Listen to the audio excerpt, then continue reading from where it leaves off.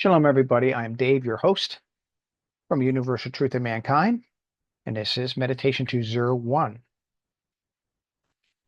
Now, the last few videos, I've been talking about self, not me, myself, and I, not an egotistical self, but rather a composite self, something that's consisting of a soul, a mind, metaphysical level, and a physical level. Now, it's a little more complicated than that. But for simplicity's sake, that's the way we're going to approach this for now. And we will slowly develop this more and more.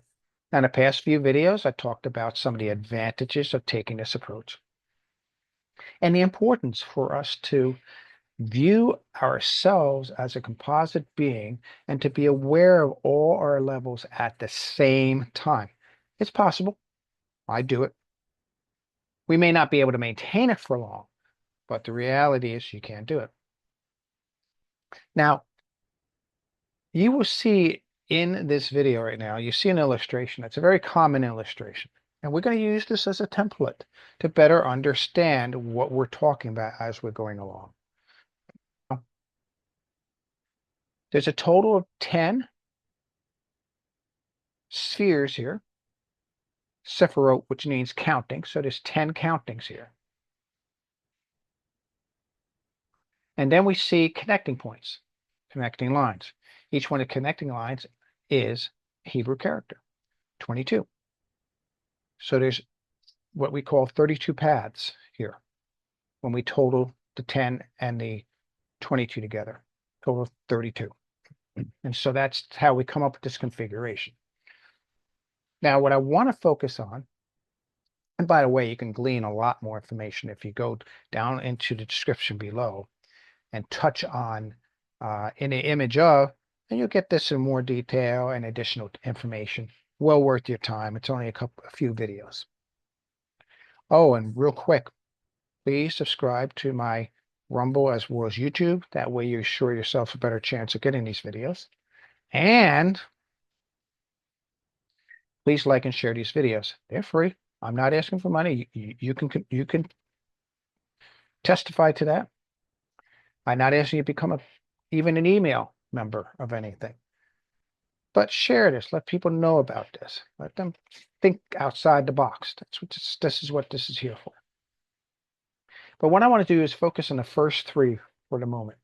That's going to help us understand the remaining 7 eventually. Now, the top triangle, now some say, oh, this is Trinity. No. Some take the Zohar and some other writings and say, see, the rabbi said there's a Trinity. No, it's not a Trinity. This is not 3 persons in one. This is not Christianity. This is a triunity. In fact, if you go to older versions of this tree, you'll find the first 3 being compressed very small, so they almost appear to be one.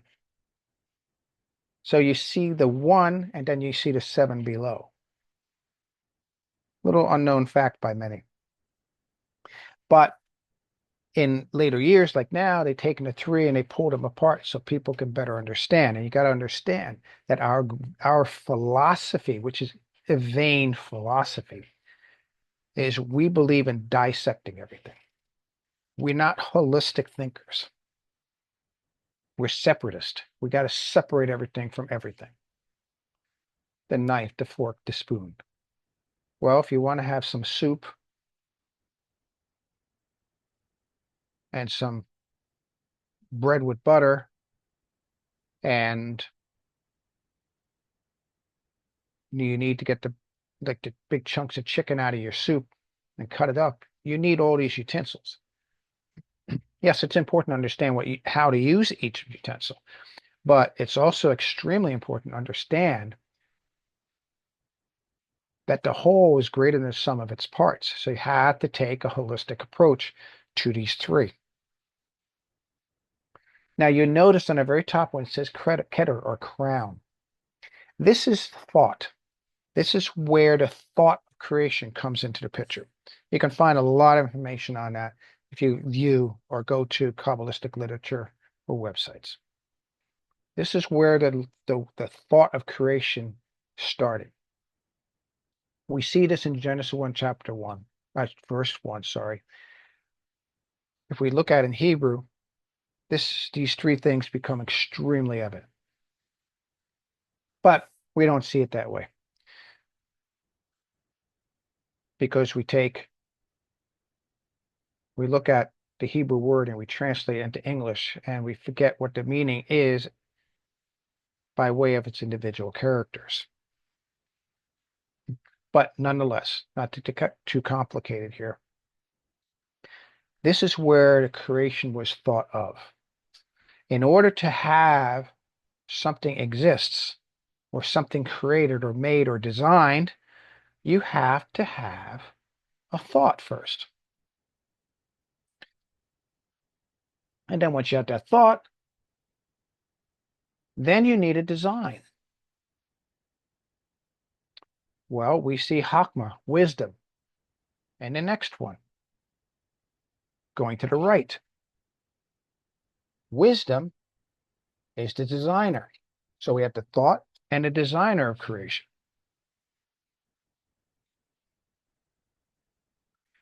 Then when we reach over to the other side, we have Binah, understanding. That is the crafter. That is the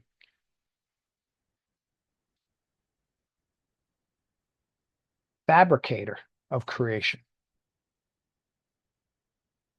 So we have the thought of creation, the designer, the blueprint of creation, and then we have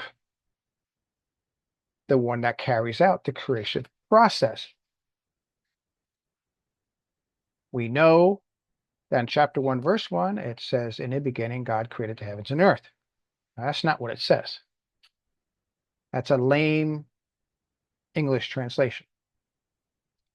You can write volumes just on a verse. In fact, if you look at the Zohar, as far as I've noticed, although I had to say the book of Songs is second, very, very close second.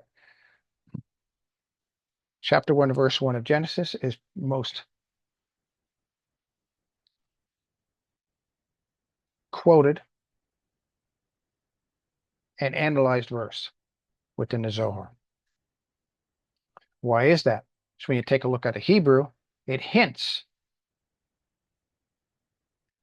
Where you see Binah, understanding, that's Elohim. It hints that there's two things before it, designer and the thought of creation. Can't these three things exist separately? No. They have to be a cohesive whole. These three balance each other out. Why? Because they're one. For the creator to be one, these three pieces must be a singularity, not a duality.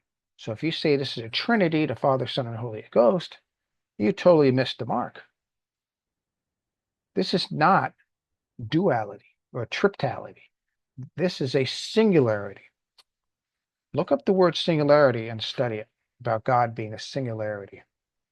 When you understand the difference between God being a singularity and a duality, you start realizing what these three are. These three are just talking about the three attributes of the single creator. So it's talking about there's a thought, there's a designer, and then there is the fabricator. Notice a little heavy, but go through this in your mind a few times till you get it, because it's very important, because this is going to help us understand the image we're created in. It's also going to help us understand what the soul neshama is, which I did speak about in the last video. So I'm hoping this illustration gives a better understanding of what's going on. Now just focus on those three for now as being a one, a holistic one, inseparable.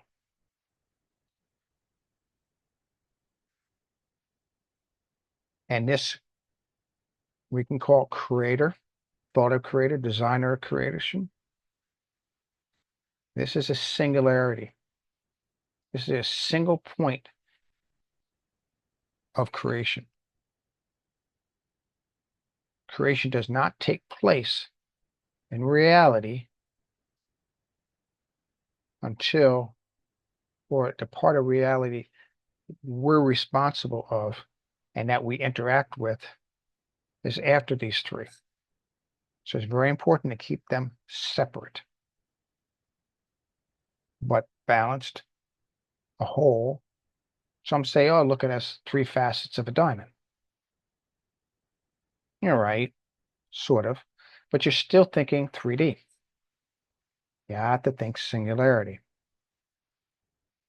All right, we're going to stop there. Next time we'll push a little forward here and get a better understanding, because this tree here is amazingly misunderstood. 99% of the time is misunderstood. But take care and feel free to ask questions. Feel free to comment. And I thank you for your attention and your time. Shalom, shalom, everybody.